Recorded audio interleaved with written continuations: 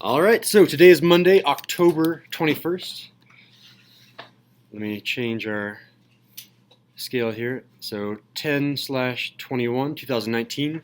We are on lesson 3-9, word problems and graphs. And in terms of our unit guide, how are we basically done? Let's come over here to our unit guide. Yeah, this is our last lesson for the entire unit, and then we have a quiz tomorrow and then a test on Wednesday, and then we're done.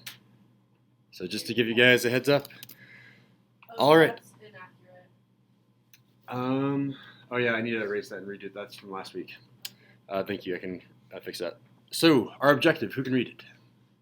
Jade, go for it. Interpret a graph and graph a real world linear problem. There it is. So there's two parts to it, and there's two homework assignments, as you could see from the unit guide. We have to interpret a graph and then make a graph.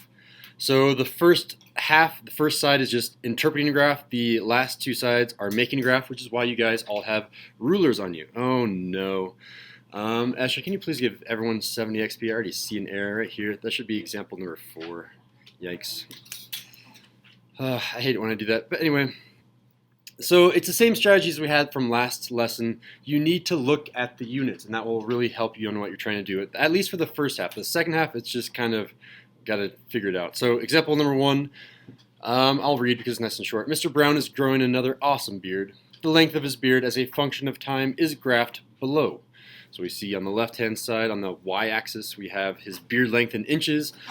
On the x-axis, we have time in months. Do you guys know, on average, how long it takes to grow hair?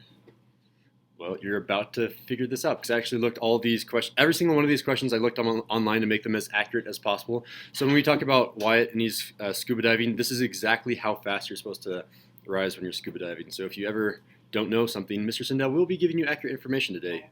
The teacher's not lying to you for once. Yeah, our question is, how long will it take for Mr. Brown's beard to grow 8 inches? Who's got this? Eamon. 14 months. How'd you get that? I got that by looking at the beard length in inches at number 8. Okay. And going directly across to the point where the line intercepts at the 8 and going directly down to reach the target number, which is 14. There it is. Thank you. Yeah, 14 months. We'll explain. Thank you. So again, make sure that you're looking at the units. If it says 8 inches, then you should look for the inches side, go up to 8, and then find the corresponding spot. It's nice and easy like that. Okay, the harder question now is, how fast is Mr. Brown's beard growing? I just took the average. How are we going to tell how fast his beard is growing? Both Kira and Wyatt have their cards in. Esha, yeah. Well, if you look, so at 1,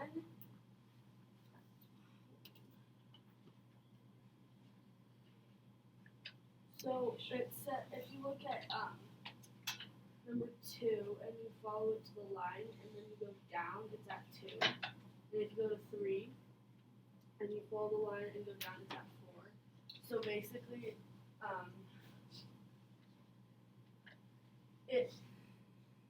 it's always adding 2 2 months or 2 inches? it's always adding 2 to months and 1 to inches. Okay, so which one goes on? Usually we treat this as a fraction, right? So we're going to do months and inches. Which one should go on the top? Which one should go on the bottom? And my hint here is I'm going to circle the y and the x because this is basically slope. Go for it, Esha. Keep going. The months, the time in months should go on the bottom, and the beard length in inches should go on the top. Okay, and then how many inches did you say we're growing in between each of these intervals?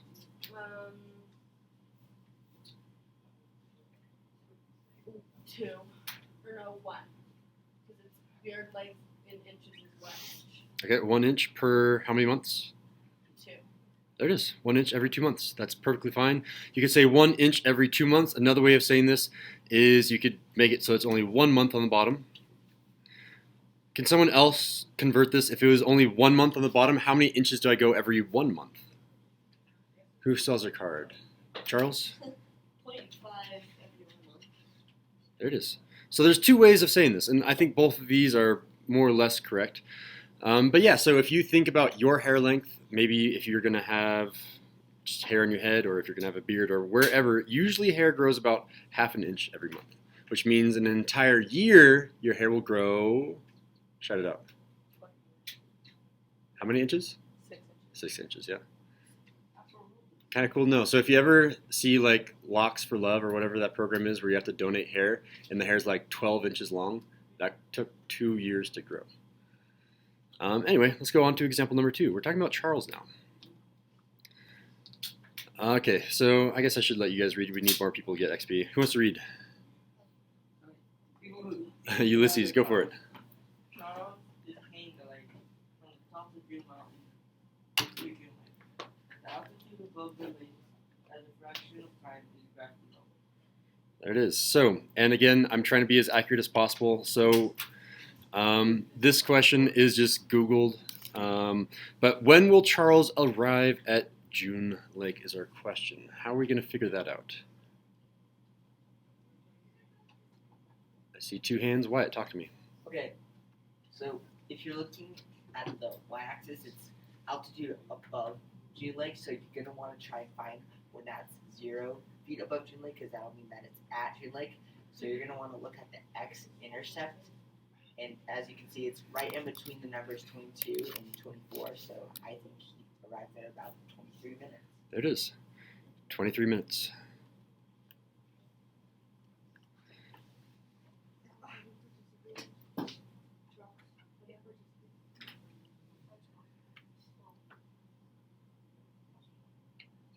If anyone needs a re-explanation from a different perspective, please ask now. I felt like that was a pretty good explanation though. All right, so next question. How much taller is June Mountain compared to June Lake? I see 1 hand. I see 2 hands. I see 3 hands. As a general rule of thumb, you're either going to be asked for one of 4 things. You're going to be asked for a random point on the line. You're going to be asked for an x-intercept, a y-intercept, or a slope. Those are the only 4 possibilities. Charles. Oh, I think it would be the y-intercept, It is indeed. which would be 2,500 Yep. feet. 2,500 feet. Because it says that Charles is gliding from the top of June Mountain, so the top of June Mountain must be up here 2,500 feet above June Lake, which is at 0.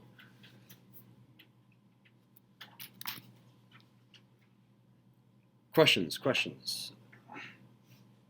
I guess we'll see how we do on the homework to see how well we're doing, but give me a fist of 5 on these first 2 examples. How well do you feel you can do just the first half of this? Oh, these are really high scores. I see only 5s and, is there any 4? Okay, a 4 and mostly 5s. All right, so on to the back. Example number 3. Who wants to read? Wyatt, that makes sense. Go for it. Wyatt is finishing scuba diving and starts to head back to the surface. He started rising to the surface when he was 60 feet underwater and descends 1 foot every 2 seconds. Graph the relationship between Wyatt's altitude in feet and time in seconds. Cool, so there it is. Thank you, Wyatt. We need to graph a few points on this line. Wait, ascends is going higher. Ascends means going higher, yeah. So if we can all underline this word ascend, that means going up. I'll put the word up over here as well. So he's at negative depth because he's below the ocean or below wherever you're scuba diving, and we need to go up. Is there any point on this graph that you think you might be able to graph? I see 2 hands, 3 hands, 4 hands, 5 hands. Ugo. On 60 feet. Yeah, so negative 60 feet. So where on negative 60, should I graph it like over here? Where at negative 60 feet should I start graphing? At what time? Negative 60 feet at...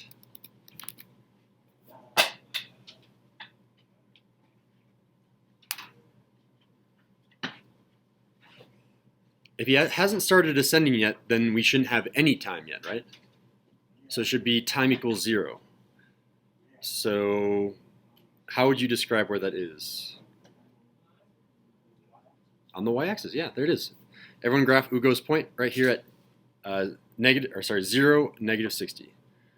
So this is the point 0, comma, negative 60. Thank you, Ugo.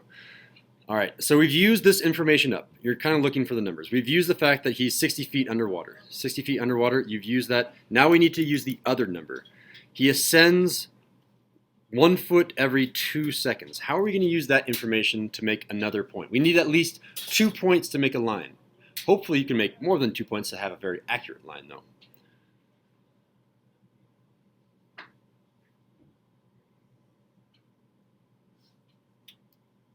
Charles?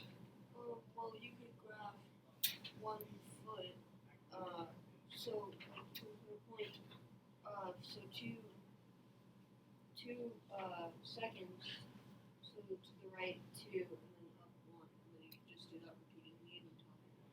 You are 100% correct, although unfortunately with this graph, I can't go 2 seconds to the right. It looks like I can only go in intervals of 10 seconds, unless you're really accurate and you can go like 5 seconds. So how could you alter that, Charles? You can multiply it by 5 to get it to 10. Oh, okay, so let's rewrite our slope. Can you tell me what the original slope was? It was 1 over 2.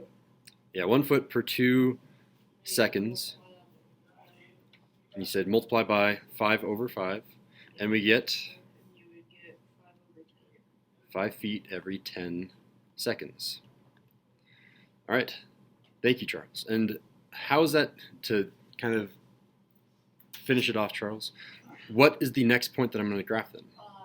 Negative 55, 10. Negative 55, 10 like this. So I've gone 5 feet up, and I've gone 10 feet to the right. Yeah, there it is. Let's do that pattern again. I'm going to go 10 seconds to the right, so from 10 to 20.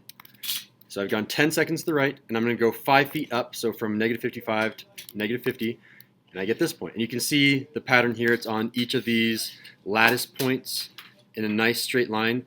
Try to graph at least like 5 of them so you can see what your accurate line should be. The more points you graph, the more accurate you will be, unless you're really, really, really accurate.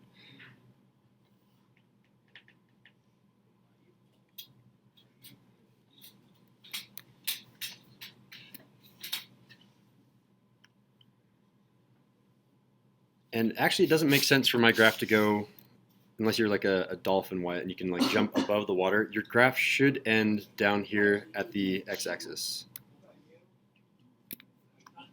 I am a dolphin.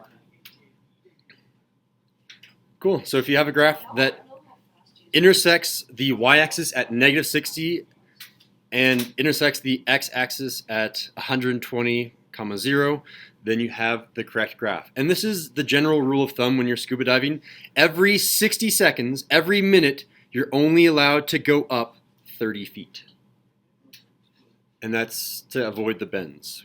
And if you don't know what the bends are, you can Wikipedia it. It's generally nitrogen in your blood, and it makes you feel like, I don't actually know how it makes you feel. Maybe nauseous, but it's bad. Your blood is literally boiling, or bubbling. I shouldn't say bubbling or boiling, because it's not boiling, it's the nitrogen leaving your blood. Anyway, on to example number 4.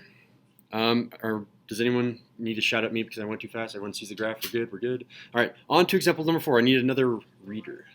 Who wants to read? Yeah, Jade, go for it. Emma is coming back from a volleyball game. The car is traveling at a constant 50 miles per hour, and they arrive back at school after 4.5 hours. Graph the distance between Emma's car and the school in miles, and time in hours. Perfect. So I want to make sure that everyone understands this prompt. So we're getting closer and closer to the school, so eventually we're getting closer and closer to the point where we're at the school where we get down to 0, because the distance between the car and the school is 0 since you're at the school. So we should have some sort of negative slope.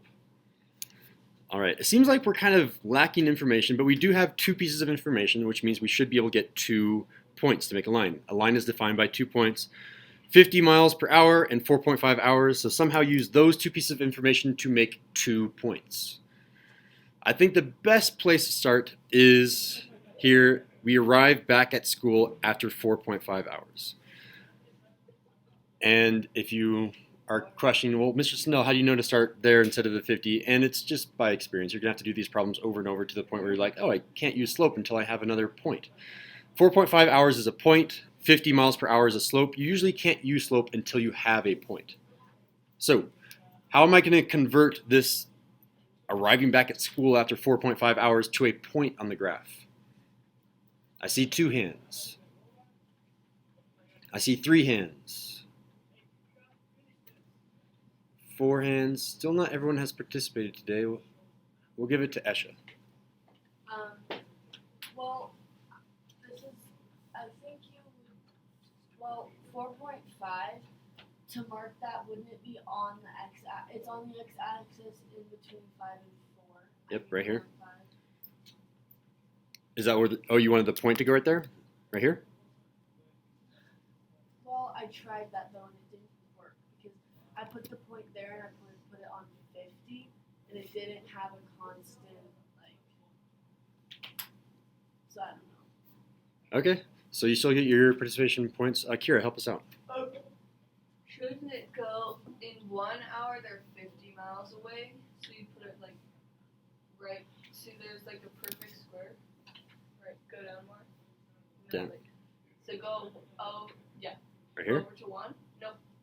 There. Okay. Because that's you've gone 1 hour and 50 miles. Okay. In 1 hour. So what this point would be saying, if this was on our graph, is that after 1 hour, we are 50 miles away from the school. But we don't know that we're 50 miles away from the school. We do know that we're driving at 50 miles per hour, but we don't know that after 1 hour, we're 50 miles away from the school. So it's not quite right, but you still get your XP. Ulysses, talk to us.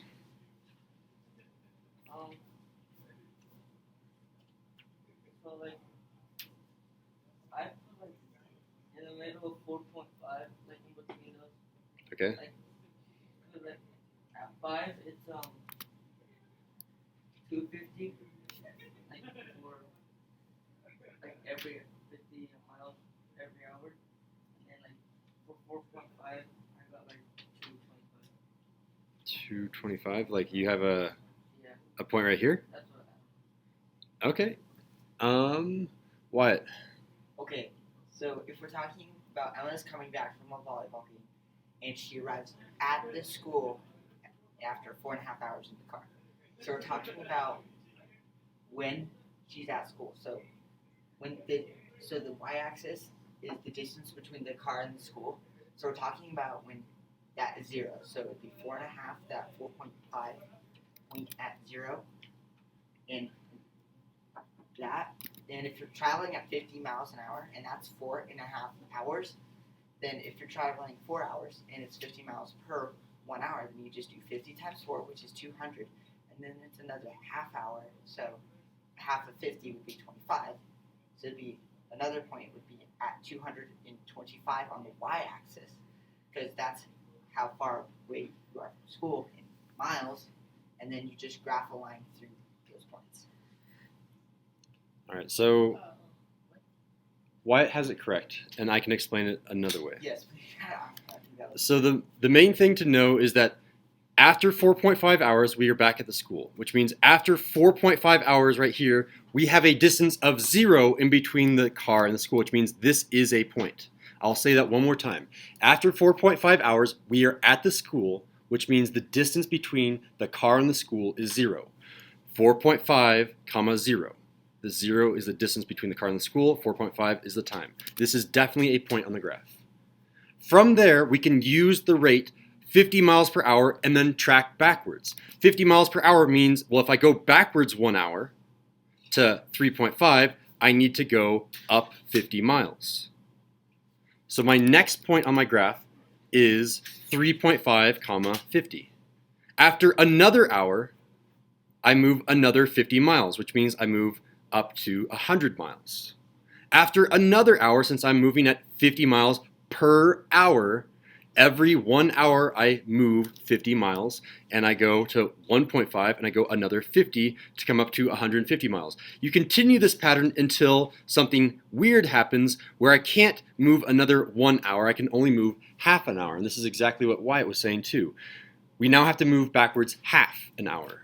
So that's kind of where you do your conversion. If I had 50 miles for every 1 hour, if you divide that by 2, divide the top by 2, divide the bottom by 2, the numerator and denominator, I'm left with 25 miles every half an hour. So I'll just say 0.5 hours instead of 30 minutes, which means I'm now allowed to move 0.5 hours and move 25 miles to get this point. And you don't even really need to make that point. What you could have done is you could have just made a line from here and saw that, oh, it's going through all those points, and just continue the line to that final point. You didn't even have to do all of this math. So example 4 is the hardest type of problem that I saw while I was doing this assignment last night, and I tried to make my own example. So if you are still confused on example number 4, that's okay. Hopefully you kind of know how to do it because it is the hardest type of example. So as you guys finish making your graph for example number 4, give me a fist of 5 on example 3 and 4 on the backside. How well do you feel you can do those types of problems? I'm seeing 4s, 5s, 4.5s, 4. Those are some pretty high scores. Okay, so go ahead and begin on Khan Academy.